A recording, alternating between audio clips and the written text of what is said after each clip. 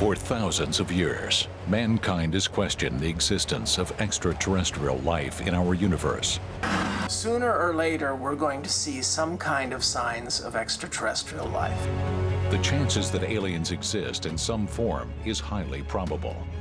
Today, astronomers are already sending messages into space. If they arrived as conquerors, it could be the end of planet Earth as we know it. Is an invasion inevitable?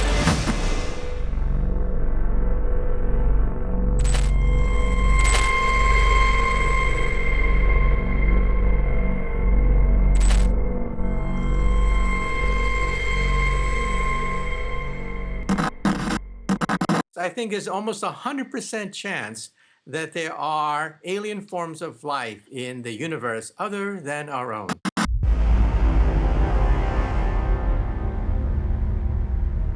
If extraterrestrials exist, they would come from the far edges of the universe. Their fast spacecrafts may already be en route to our world, and there is no way to know when they will arrive. Many think that this scenario is possible, including researcher Nick Pope, who has worked with the British Ministry of Defense to investigate UFO sightings. There's no reason why intelligent extraterrestrials couldn't already have started their journey. It could be a year's time, it could be a month, it could be a week, they could arrive later today. Scientist Ben Moore thinks it comes down to two basic principles. If alien life came here, they would be coming because they were curious or because they were unfriendly. Our Earth is just a mere speck in a massive universe. Statistically, scientists believe that this may mean that there could be millions of other civilizations like ours out there. The Earth orbits the Sun just like 7 other planets. But our Sun is not unique.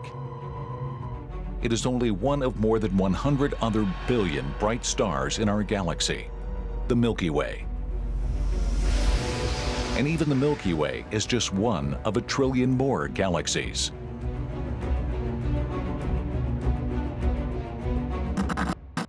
The universe is a very big place, and if you're talking something on the order of 1 trillion galaxies, each with 500 billion stars, it seems like a fairly silly notion to imagine that we're alone in the cosmos.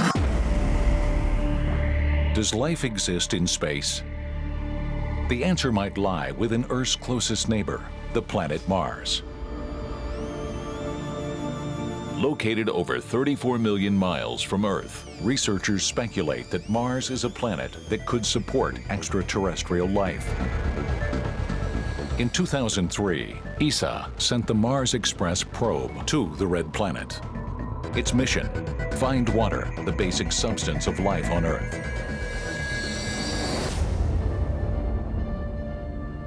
The images from the Mars camera showed something remarkable. Deep valleys that cut through the Mars rock. At one point in time, water must have flowed here. And in some Mars craters, scientists have found frozen water. There are even entire glaciers capping the poles of Mars. But that's not all. We see images of riverbeds, even the image of an ocean. So we do know that Mars was once tropical. It was once lush. Scientists have been able to retrace the entire history of Mars. 4 billion years ago, a gigantic sea covered 1/3 of the planet. This water would have been enough to support microorganisms, except suddenly, the climate changed. And for some reason, Mars lost its atmosphere and cooled down, and the water evaporated or became frozen within the surface soil. It may have had life in the past. But if just a small amount of liquid water is still present, there is still hope for life on Mars. Unless highly developed extraterrestrials discover us first, scientists believe they could reach our planet. A species that had evolved for 1 million years longer than us would certainly have the capabilities to send a starship here. If extraterrestrials arrive, they will have traveled a great distance from a planet that is very far from our solar system. How do we identify where they will come from? In 2009, the Kepler telescope was launched into space. The telescope's main task: fly through space to search for new exoplanets.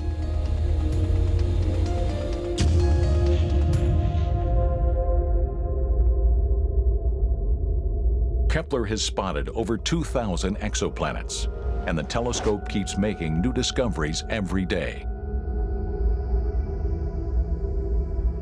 The Kepler satellite has given us a census of the Milky Way galaxy. We know that between 50 to 100% of the stars you see at night have planets going around them. And so the chances that we're the only planet with intelligent life, I think, is very close to zero.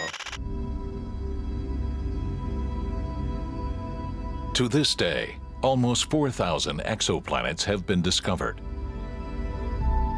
Like Corot 7b, 490 light-years away, this planet likely is primarily made up of hot lava.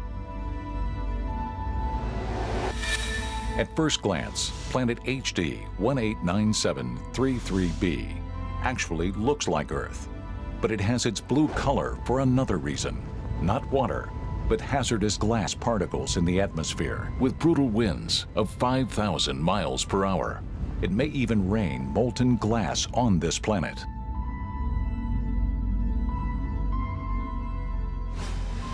"55 Cancri E may actually possess a diamond core. The surface is a scorching 3,600 degrees Fahrenheit, and the atmosphere of this exoplanet contains high amounts of a toxic prussic acid. Life as we know it on Earth could not exist here." A shadow Earth, or Earth 2.0. I think that's what we'll be looking at. Another scientist is also scouring the skies to find a planet where life is possible. Heike Rauer is an astrophysicist at the German Aerospace Center. The big goal we have is to find planets that are similar to our Earth, habitable ones where we might be able to find life. Heike Rauer knows the key is to find planets with a solid surface and water, the two attributes that seem to go hand in hand with the existence of intelligent life. If I push the Earth closer to the Sun, it would get hotter. Some oceans would evaporate, and then we would have a planet that was not inhabitable. And if I push the Earth farther away from the Sun, it would be so cold that the water would freeze and we would just have an ice planet. Our planet wouldn't be habitable then either. So there's a specific ideal distance from the Sun. We call this area the habitable zone. This habitable zone is the only place where life can develop. But for that to happen, the planet also needs an atmosphere. Like the thin gas layer, which also surrounds our Earth, protecting life from the lethal UV radiation emanating from stars, including our own Sun. The atmosphere is also crucial, of course, because we breathe, and we need the oxygen from our atmosphere to live. So a planet must also have the right kind of atmosphere. She uses a trick to quickly find habitable planets. Wherever a planet flies past its star, at this precise moment, the star darkens slightly. Using this strategy, researchers like Heike Rauer now have detected more than 30 planets in the habitable zone that could be full of life.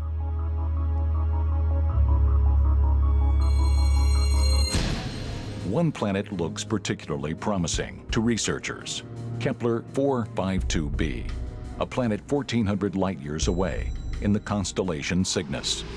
This planet is amazingly similar to Earth. Its star has a similar size and temperature to our Sun. For a round trip around the star, it takes 385 days, just a little longer than our Earth's orbit, and the distance to the star is just right. Is it possible that extraterrestrials are already also watching us? Are they planning a visit? And for what purpose? Sooner or later, we're going to see some kind of signs of extraterrestrial life. We need to prepare. Is there any way to predict what the invaders will look like? Some researchers believe that aliens might be extremely similar to us. I think there's a great chance that some extraterrestrials would look exactly like us. So, for example, eyes are very useful. Legs are very useful for mobility. Those things may be present elsewhere in the universe. So I would not rule out some extraterrestrials being indistinguishable from human beings. Different environmental conditions could mean that life from other planets would look drastically different. These organisms would need to endure extreme heat or extreme cold. If they came from a planet with stronger gravitational forces, extraterrestrials may have adapted and developed massive muscle to fight against gravity's pull. Small, compact creatures would have the advantage on this type of planet. Or a planet with less gravity. Aliens would need much less muscle to move around. Their planet could be populated by thin giants.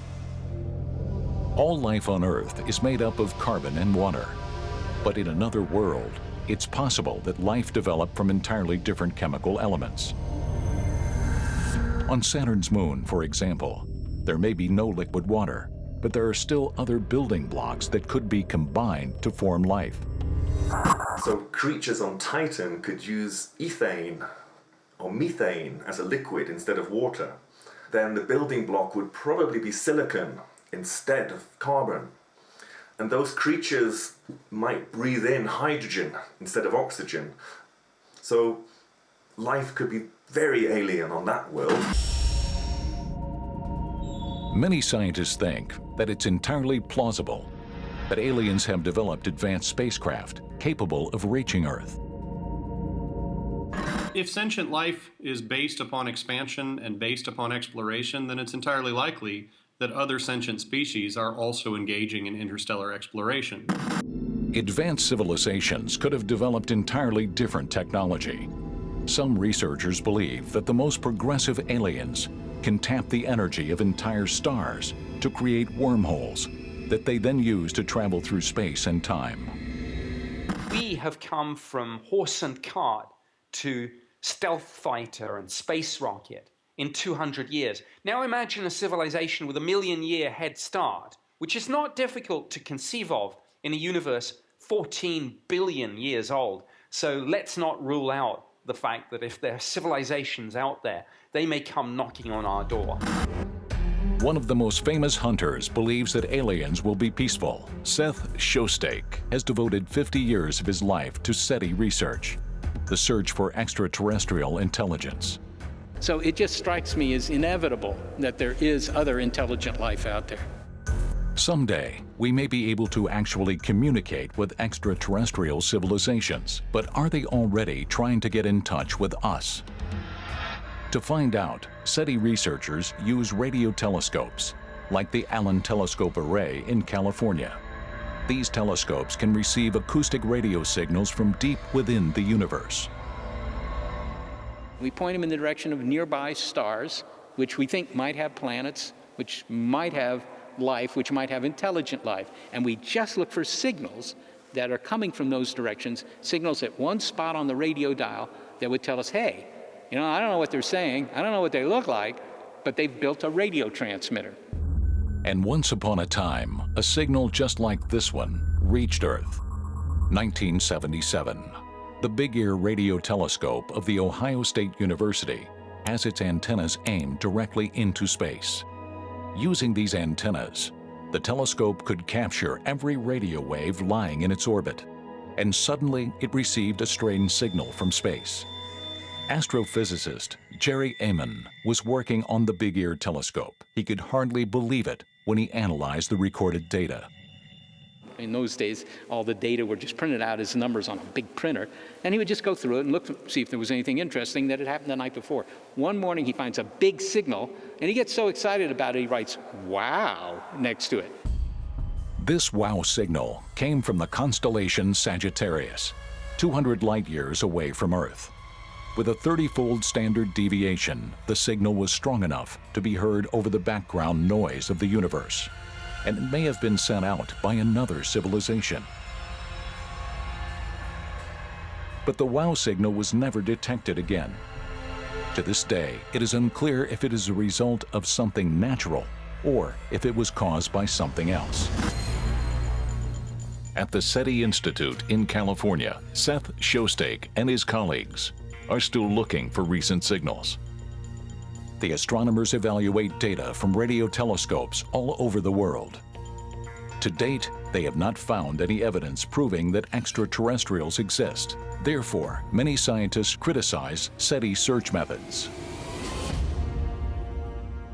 See, we look for radio signals from intelligent planets, but that's looking at the wrong frequency. Why should they use old-fashioned radio to communicate? The alien hunters have not given up. To finally get in touch with extraterrestrials, some SETI researchers think that we should play a more active role in communication. Instead of listening to distant signals, our own messages should be sent into space. Seth Shostak wants to offer big data to the aliens. The more information they receive, the better they will understand us. I would send the internet, actually. I would just send everything on the internet. I mean, if you walk down to the beach and you find a message in a bottle and it's one sentence, you may never figure out what that message was about. But if it was, 1,000 books, well, you might figure out a lot more. But others think that these well-meaning messages would make us incalculably more vulnerable. Enemy aliens might leverage these communication efforts into a full-scale attack.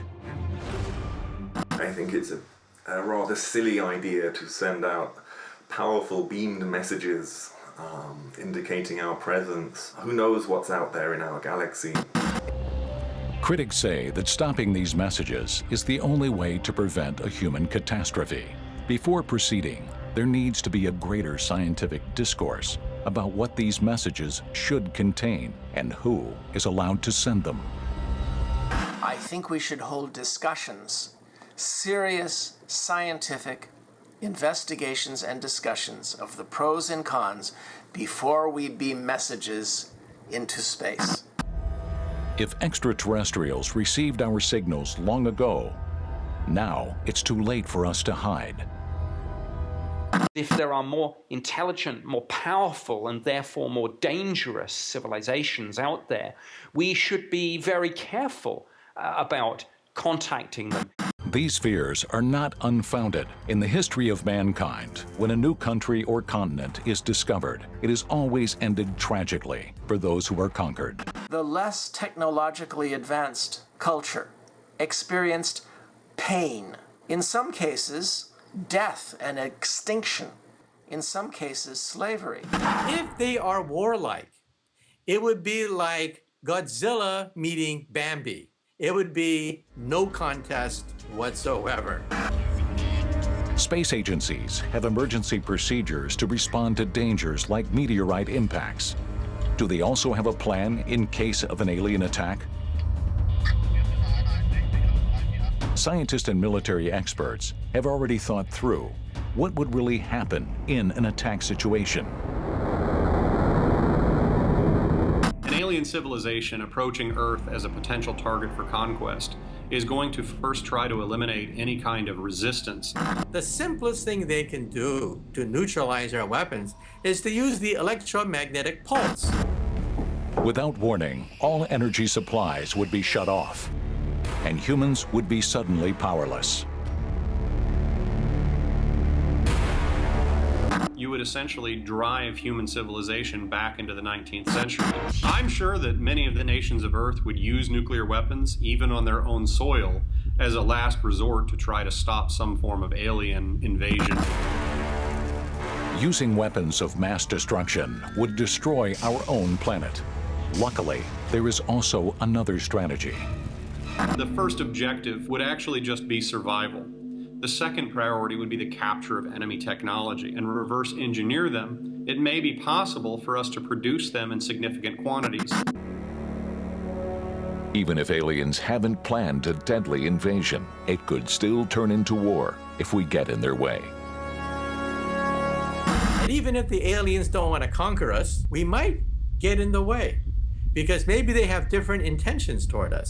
If an enemy arrives that has such a massive disparity in their technological capabilities that you have no means of potentially fighting back, then perhaps your best opportunity to survive is to accept the changing nature of your civilization.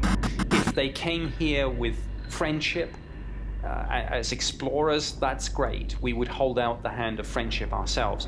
If they came as conquerors, I think we would simply have to surrender. This would be a war we could not win.